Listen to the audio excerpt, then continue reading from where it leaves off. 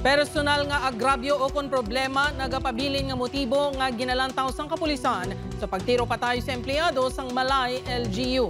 Si John Sala nakatutok.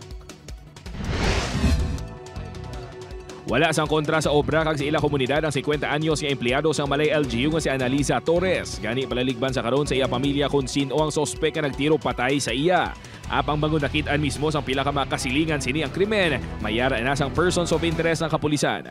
Halin sa tatlo, isa na lang ka motibo nga napadalman sa karon sang kapulisan. Ini ang personal nga agrabyo o kung may kaangtanan sa personal nga kabuhi isang biktima ang krimen. According to the witnesses, sir, mag-isa lang po. So, according to the description, pink yung motor, around 5'7 to 5'9 yung height, naka-black jacket, tapos naka-helmet and naka-face mask. Apat ka mga lupok ang nabatian sang pila ka mga residente antes sa sapwa na wala na sang kabuhi nga lawas ang biktima. Duwa ka patal nga pila sa ulo, isa sa dughan kag isa sa abaga ang naangkon sang biktima. Antes ang insidente nakabaton pa kuno sang pamahog ang biktima base sa pahayag sang iya mga himata sa kapulisan. Previously, sir, on November 4 daw, naka-receive siya ng death threat. Sa karon ginahaya na sa iyang balay ang biktima. Nagasiggitan naman sang hustisya ang pamilya sini. John Sala, One Western Visayas.